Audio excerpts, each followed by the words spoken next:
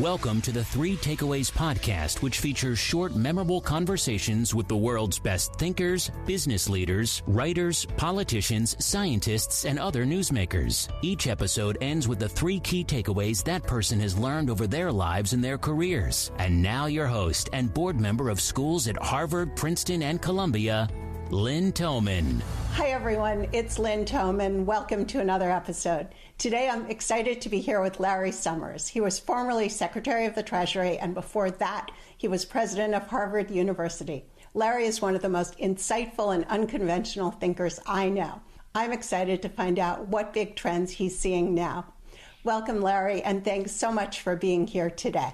Good to be with you, Lynn. Well, I'm looking forward to being with you physically again, and not just virtually. Likewise. What are the big trends you're seeing today? COVID is obviously a defining event.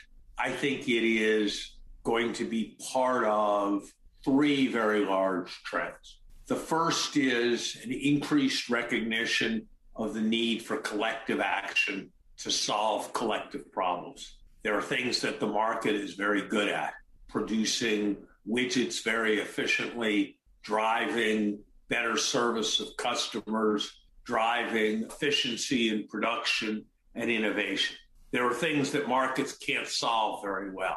They can't solve pollution in the air. They can't solve doing the research to develop a vaccine. They can't solve making sure that those who lack the capacity to earn a market wage that supports a decent living can nonetheless be included in the society. History runs in waves. There was a progressive wave from the time of the Depression until the late 1970s that had a whole variety of excesses that were corrected during the Reagan-Thatcher era. And I think the tide is running out on that era.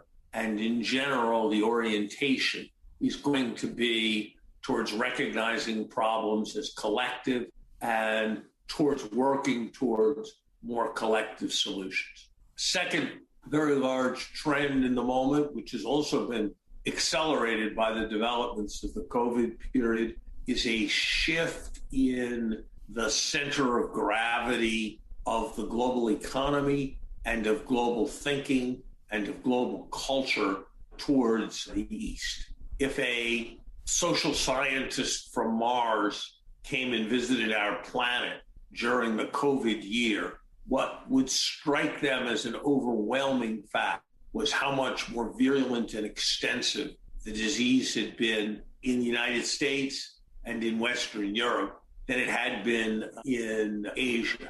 The United States mortality rate from COVID is 15 to 20 times as high as Pakistan's has been, with Pakistan not recognized as an effectively, terribly effective society. Some of this is cultural, but it's not all cultural. Performance has been very good in Australia and New Zealand. But I think a second very large trend is this whole move in the shift of economic power to the east. And I think the third very large trend in our moment is the changes associated with the pervasiveness of information technology and the exponential growth in what it is capable of doing. And my sense is that in the same way that the Industrial Revolution transformed everything from the nature of the family and the role of women over time to urbanization and the nature of political institutions, that there's going to be very substantial similar change associated with the IT revolution. And I don't know what forms it is going to take. Those three very large trends are going to be associated with a whole set of changes, if you like, one layer down. How companies think about serving their shareholders versus their stakeholders, how macroeconomic policymakers think about the basic objective of macroeconomic policy, what the nature of the way society organizes higher education, and countless other kinds of changes. Do you have any thoughts on what some of those specific changes might look like? Well, to take my own area of macroeconomics and macroeconomic policy, for decades now, the preoccupation was with making sure that you didn't have deficits that excessively crowded out private investment, was with making sure that the political tendency to want to heat things up didn't translate into self-fulfilling expectations of inflation. And I think what the 30-year trend towards lower interest rates has reflected is that we have a world where we are awash in savings, and the difficulty is getting those savings translated into investment as a consequence of the fact that population and labor force growth has slowed, that you could get so much capital for the cost of your $600 smart phone, for the consequence that rising inequality has raised savings. And so I think we're going to have to think much more about stimulating demand as a chronic policy problem and not just a policy problem during recessions. But we're going to need to do it in ways that can be sustained on an enduring basis. To take a very different example from a different field in which I've been engaged, I think that universities, and I'm here probably thinking of the leading universities or the most elite universities, places like Harvard, are, in ways they don't yet recognize, going to have to make a very profound choice. Do they want to define their greatness as universities in the way that Augusta defines its greatness in the sphere of golf, through its incredibly curated experience and its staggering exclusivity? Or do they want to define their greatness in terms of the scale on which they are transforming the world? It wasn't an option to have vast impact through teaching and pedagogy until fairly recently. You could admit a 1,600 student class or a 1,200 student class or a 2,000 student class. You could, as universities did in a way that was revolutionary in its moment, 50 years ago, admit women on an equal basis. You could promote diversity. You could, as I was so proud to do during my time as president, make clear that any family with an income below $60,000 could send a child to Harvard at zero out-of-pocket cost.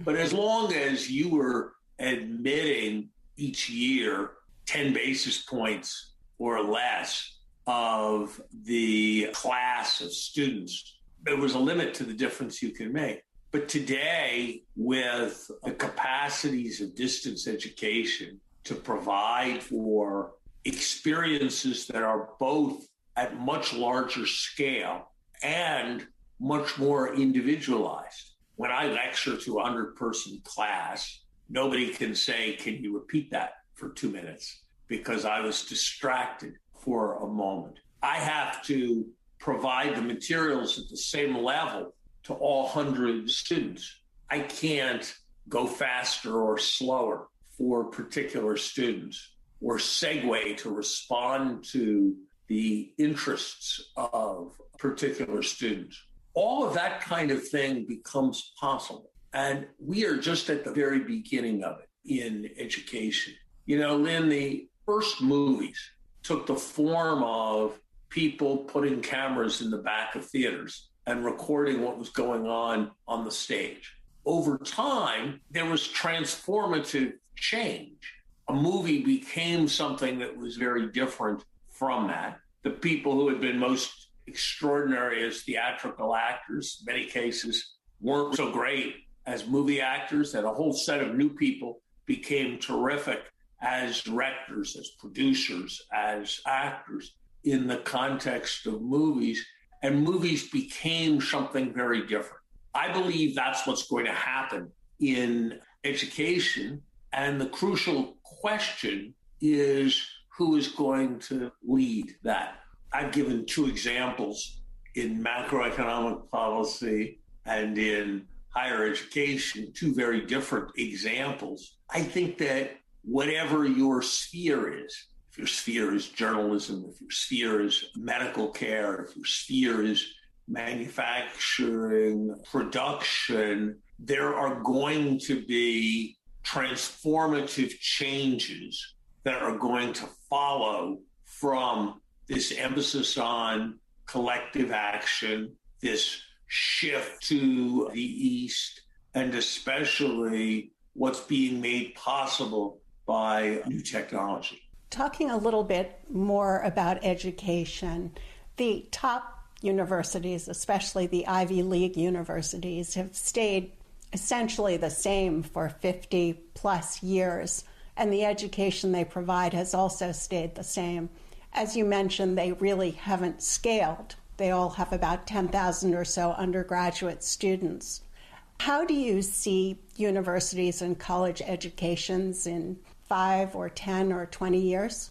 None of the Ivy League schools have, except possibly Cornell, have as many as 10,000 undergraduates. I think Harvard's probably average or slightly bigger than average for the Ivy League, and it has 6,700 undergraduates at a point in time. I thought a lot when I became president of Harvard about the remark you just made, that if you thought about industries, it was pretty rare for the leading firm in 1960 to be the leading firm in 50 years later. And it was without precedent for the leader 50 years before and the whole top 10 to have changed very little over decades. Part of that is a reflection of the fact that without the profit motive, there's less force for disruption and more force for constancy. I think another part of it has to do with the fact that universities are run much more by their most important employees, their faculty, than other institutions are, and that it's well known that for reasons that aren't hard to understand, that worker-owned or controlled firms are resistant to expansion because it dilutes the rents that are going to the current incumbents. I think that's a part of it. I think another part of it, maybe the most important part of it, is that universities are networks. The students come because they think the faculty is great. The faculty come because they think the students are great. The students come even more because they think the other students are going to be great. And the faculty come because they think the other faculty are going to be great.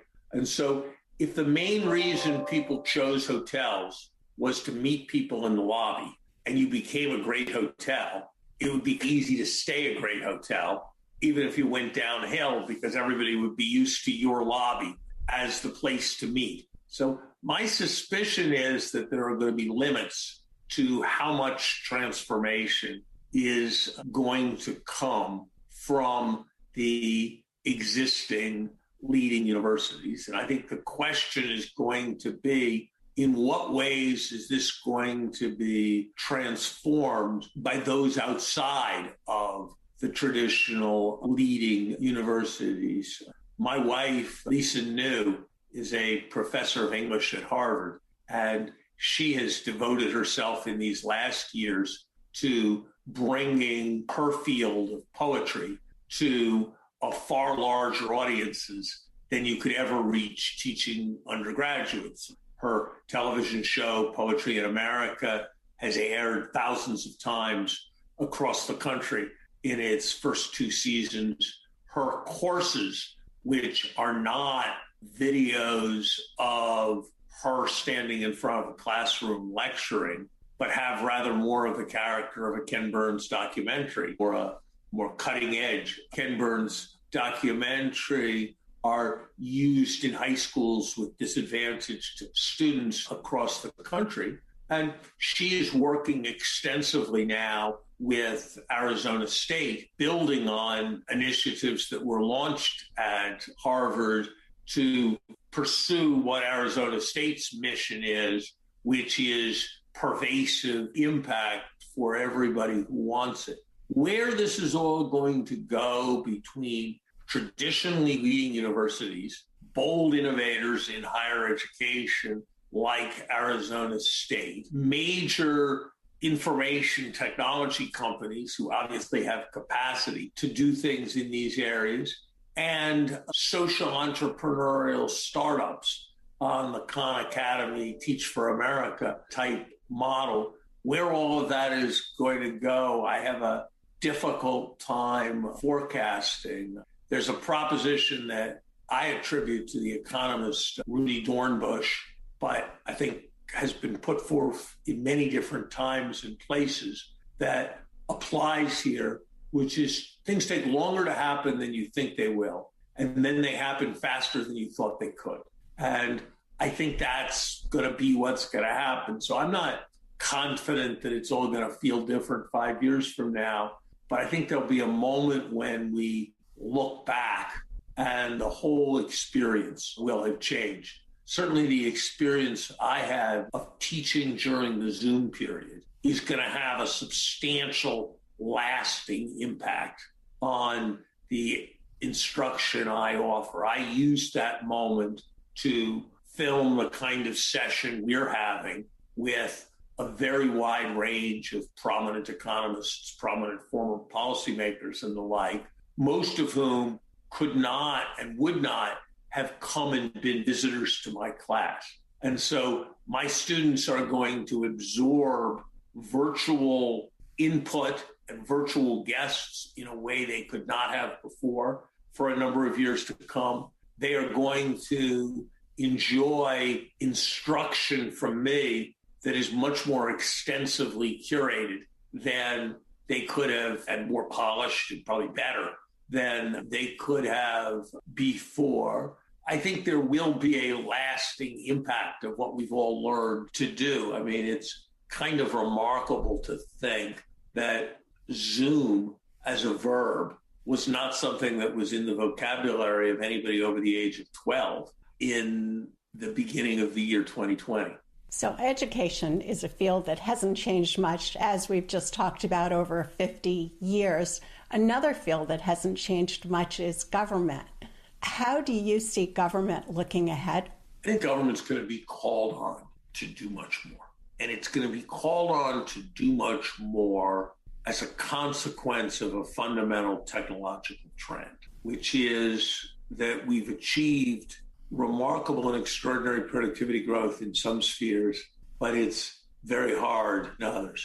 The example I like to use is that all the consumer price indices were normalized to be 100 in 1983. The consumer price index for televisions is today about 5. The consumer price index for a year in a college or a day in a hospital is above 600 on some measure. And there are lots of issues you can raise about the choices I just made, about the way the consumer price index is constructed, all of it. There has been a change in the relative price by a factor of 100. If you think about it, a television set is a quintessential thing produced by the private sector. And a day in a hospital room or a year at a college is something in which the government is much more heavily involved. And so I think the one very big change is going to be that more and more of our economy is going to be towards sectors where there's more and more government involved. Not because our values will have changed, but because of the inevitable constellation of technology. Just because much less of our economy is in agriculture than it was 50 years ago or 100 years ago. That's not because we like to eat less. That's not because other products have become vastly more attractive to us. It's because agriculture has been enormously successful, and so we need fewer people to do it. And that's happening to much of what we think of as traditional industrial activity. So government will be bigger. I think the pressure will be enormous for government to be more competent. I like to tell the story of a bridge that I'm sure you've crossed many times, and probably some of your listeners have as well, that connects Harvard Square and the city of Boston, right between where Harvard Business School is located. That bridge is 360 feet long. That bridge was thought to require a repair, and a commitment was made to repair it. A lane of traffic was closed on that bridge for 62 months in order to repair that 360-foot bridge. As a standard, Patton built a bridge spanning a portion of the Rhine in one day that was 10 times as long as that bridge. In fact, I learned from the Harvard Classics department that Julius Caesar built a similar bridge, only 8 times as long, across the Rhine in 9 days. And it took us in contemporary America nearly 2,000 days to do the job with very substantial disruption. That's an extreme example, but we are going to need to think very hard about how to make government more responsive and more competent and effective. And there are deep tensions that I feel like I'm knowledgeable enough to identify, but not knowledgeable enough to resolve, between the view that we need more reliance on real expertise with less extensive popular participation that delays everything and creates extremely long processes on the one hand, and the growing global suspicion of technocrats on the other hand, and need for more extensive popular participation in decision-making, and how our democracies are going to evolve in a way that reflects those tensions, that enables trust with speed, is, I think, another very profound question. It seems like the U.S. has had bailouts every 8 or 10 years. We had bailouts for the savings and loan crisis, then for 9/11, then the 2008 financial crisis, and then for COVID. The bailouts get bigger and bigger. And there also seems to be a benefit and no cost to politicians for spending more and more. How do you see government spending, deficits, and government debt? Lynn, you can call them bailouts or you can call them collective insurance. And I think it's better to maintain a fire department than for those who can afford it to maintain their own private standby capacity to come to their homes in the event of a fire. I think it's good to have standing hospitals rather than everybody having their own contractual arrangement in the event that they have a heart attack. So I think I would resist the idea that all bailouts, as you call them, are bad. That we had an experiment in the United States with that philosophy. It was during the time of Andrew Mellon's Secretary of the Treasury ship during the 1929 to 1933 period, when he was absolute on the dangers of the government accumulating debt to bail people out. I would argue that kind of thinking made the Depression great. So I would want to be very careful about that. I think we do need to recognize, as we look at borrowing, that just as the size of the mortgage you would take would have something to do with what the mortgage interest rate was, and just as you would think of yourself borrowing to buy a home as different than borrowing to take a vacation because there was an asset there, I think we need that kind of thinking with respect to government policy. I think it's like everything in life, it's a matter of balance. For much of the last decade, because of the issue of absorbing savings, I've been supportive of more government borrowing. I think during this COVID period, COVID came down and government response to COVID went up. So I have been concerned about the magnitude of the fiscal stimulus that has been provided. Less that we won't be able to pay it back. I'm sure we will pay it back. But that it will have a set of consequences, possibly of overstimulating the economy, that will prove inflationary. You talked in the beginning as one of your big trends about collective solutions. It seems like our multilateral institutions have not been as effective as we'd like. How do we get to better collective solutions? I think we need to support them more than the United States has. The United States' regular tendency to be a deadbeat and pay our bills to those institutions years late and insist on representation without taxation has taken a toll on their effectiveness. I think we need to find approaches to leadership selection for those institutions that are based more on competence and less on political jockeying across nations. I think we need to distill more clear mandates for those institutions, and we also need to put more emphasis on measurable results and have more accountability for the people who work within those institutions.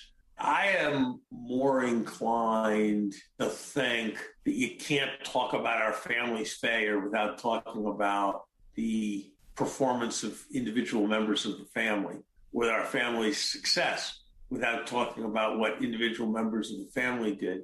And that it's better to see multilateral institutions as the creature of the nations that create and steward and fund them, and to think about the issue at that level rather than to think about the issue just in terms of the institutions. A major issue in the world now is inequality and opportunity, both in the United States as well as globally.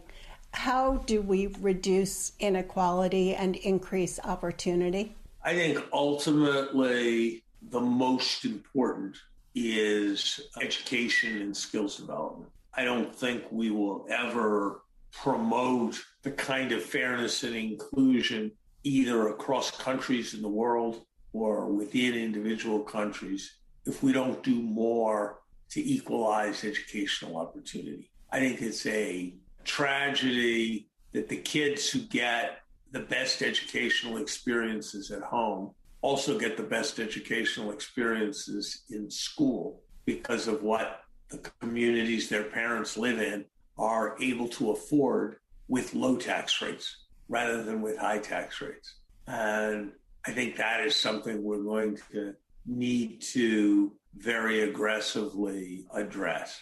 I think we've got some profound issues in our educational system around the basic place where I find myself increasingly out of step with contemporary thinking. Does achievement come from self-esteem, or does self-esteem come from achievement? I prefer the latter view, and we're increasingly building an educational system that's premised on the former view. I think that is, over time, going to promote inequality. The next most important thing is the fiscal activities of the government. It really is wrong that a private equity success story pays taxes on her income at a rate that is properly computed less than half the rate that her assistant pays taxes on his income. I think that's indefensible. Yet we haven't found the political will to change it, even though it's been identified. There's a long list of such things. People in my income class and your income class, Lynn, are less likely to be audited by the IRS than EITC, Earned Income Tax Credit recipients, who never earn more than $50,000 a year. Surely the payoff in terms of making government work, not to mention promoting fairness, would be to reallocate our enforcement efforts. And then the other side of that is a more generous social insurance of various kinds. But I think it's important in thinking about inequality to take a build people up approach rather than to tear people down. I think if the United States had more people in its history like Steve Jobs and Bill Gates, we would be a better country, not a worse country. And so I would rather see the focus on how to build up a poverty population to become middle class population, to become upper middle class. I think that is a collective effort in which everyone can engage. And that's probably a better approach than pitting one group against another. Last question, Larry. What are the 3 key takeaways or insights that you'd like to leave the audience with today? The nature of the world's problems is changing because of the enormous progress that we've made in the basic tasks of manufacturing goods. And so we're all going to have to be putting much more of our attention elsewhere. That higher education needs to transform itself from defining its greatness by its reach rather than by the magnitude of those who are excluded, and that we all need to think differently about government and our institutions and not see them as different for us to stand back from and evaluate, but as extensions of who we are, and that they can't be better or wiser or more supportive than we all collectively are. Larry, this has been great. Thank you. Thank you, Linda. If you enjoyed today's episode and would like to receive the show notes or get new fresh weekly episodes, be sure to sign up for our newsletter at 3takeaways.com or follow us on Instagram, Twitter, and Facebook. Note that 3takeaways.com is with the number 3. 3 is not spelled out. See you soon at 3takeaways.com.